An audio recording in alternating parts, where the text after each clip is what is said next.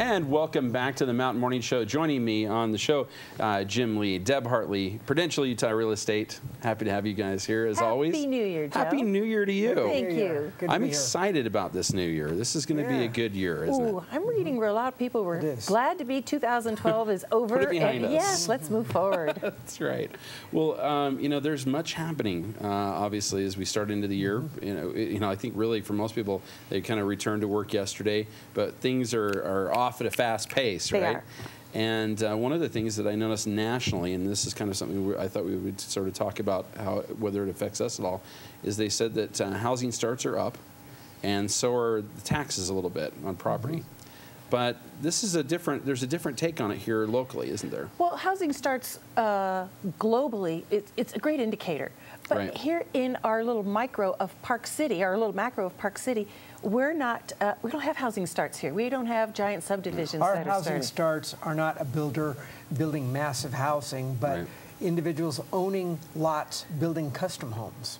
Exactly. That's our housing starts, so to speak. And then as far as taxes going up, taxes are not going up because of property values. Taxes are going up because the mill levy goes up, and the municipalities have to continue to stay open and keep the doors open and the lights on. Right. So as far as, you know, the effect that it has on us here, not a tremendous effect, but a good sign, a good indicator. One of many that we've had recently, as you and I have talked, you know, as the three of us have talked about it, that we're definitely, you know, we went through that period of kind of emptying out the inventory, getting down to the bottom. We've been there. We were there back in October, really. And then November and December, things started to go the other direction, and we're certainly on a nice uphill climb, aren't we? We're on an uphill climb in terms of number of transactions. Certainly the number of transactions are up. The inventory is down, but that doesn't mean prices are escalating. Prices are coming up slowly. So we're not seeing a giant, we're not seeing prices go from here to a big spike. Probably the best sector, really, for an overall economy that's rising slowly as it is. I mean, we hear a lot of complaints. It's just not happening fast enough, right? But for anybody that's interested in selling and buying, it's kind of a really good thing, isn't it? Go ahead, Jim. The slower the better. In fact, because if we started to rise very quickly, the wheels could come off again. You know, we just need to get back to a normal cycle, basically. And that slow and steady wins the race. Slow and steady wins the race, right? Exactly. So this definitely applies to purchases and to selling. We're more in a balanced market. You know, buyers and sellers are more amenable. They're coming to the table a little more. However, what we're finding is, although the number of transactions are going up, the number of closings are still soft. Interesting. And that's because some of those transactions aren't closing because buyers are still expecting a great deal. Sellers don't want to give it away. Sellers think they're selling, you know, too low. Buyers think they're buying too high. And if there's any glitch, if there's any inspection item that buyers and sellers can't come to, buyers are done. They walk away. So the buyers still feel that it is by far a buyer's market, and the pendulum is swinging back. So the thing that I think that this speaks to, I would hope, or I would suppose, is that it gets back to the basics of home selling and buying, which is when you're getting ready to sell your home, you need to bring in a professional to figure out exactly what things need to be brought up to snuff, all the things that need to be done, the paint colors, the carpet, whatever you need to do to make your home very, very appealing. Those things really have to happen if you expect to have. But in good condition. Exactly. Which brings us to get an inspection. If you're going to put your property on the market, get a professional inspector, and that'll cost just, you know, several $100s. Prior to putting it on the market. Prior to putting it on the market, and you'll find out all the issues that a buyer's going to come to you for.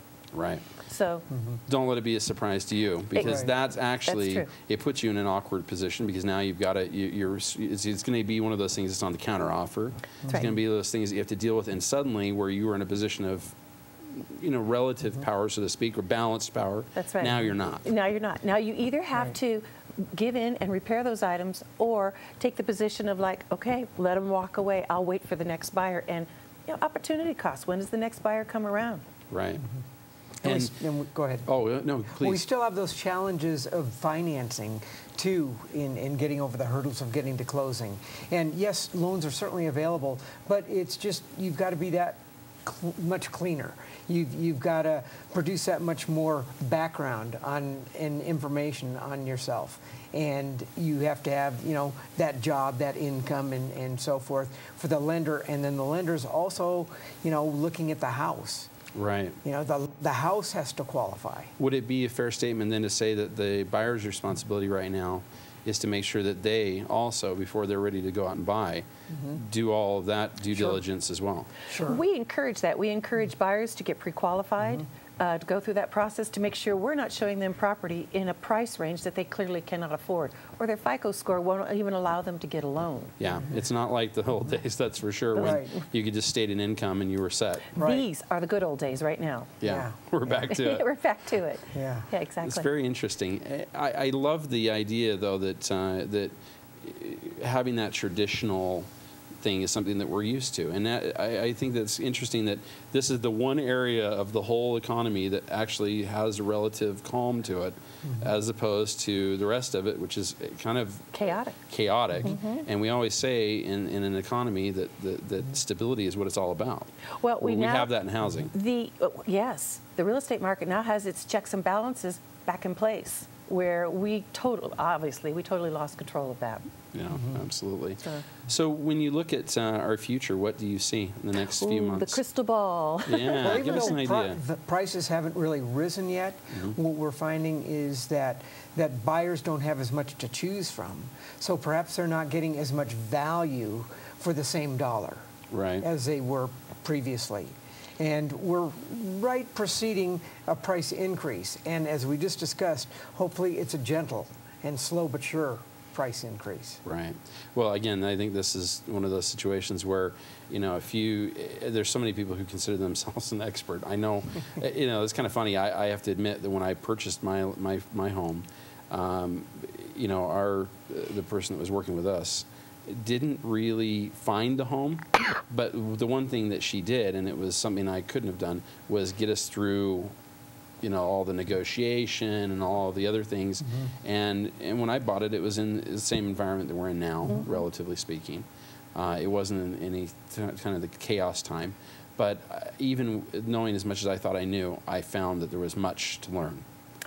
This is really, this is not an easy business. This is a very trying, it's a very litigious business. It's very legal oriented. There's a ton of education. It's not as easy as showing property and going to the bank. Well, and you said litigious, and that's really something that we should kind of focus on for just a moment. I remember that probably the most important thing I learned was how important it was to have your ducks in a row for possible litigation, because I ended up in a pretty big battle towards the end, because I rented the property back to them for several months before I moved in, and by the time I got there, the home looked a whole lot different than it did when I did our initial inspection, and we had a professional inspection done, but the inspector didn't find a few things that were there, but in addition, things changed. Exactly. When you have a renter in there, things are going to change, and I hope you had a good lease in place. Yeah, I did. Good. And I got back everything, and I kept the deposit and the whole 9 yards. But it was a try, wasn't it? But I had, if I hadn't had her involved, I wouldn't have been able to do that. There you go. Yeah, so a big thing. Well, this is excellent. I'm really looking forward to what this year is going to bring to all of us. I know that you guys are as well. If people are interested in getting in touch with you because they're thinking, all right, I'm getting ready, and this is the big thing. We should be doing this well in advance. I'm getting ready to sell. I'm going to sell in 3 months. I'm going to buy in 3 months. That's the time frame that you really want. If you're going to buy in spring or summer, right now is when you should be talking to a realtor. Correct. Exactly. That's exactly right. All right. If they want to get in touch with you, how do they do it? Certainly call us at 435-647-8009, or our website should be popping up here pretty soon. Awesome. And we're easy to get a hold of on the web. All right, guys. As always, I appreciate you being here. Thank you, Thank you so Joe. much for the for all the information and updates. You got it. And let's plan for a big year. Then we'll see you next month. All right, sounds great. Thanks, Joe. We'll be back with more on the Mountain Morning Show after these messages. We'll be wrapping things up for this hour.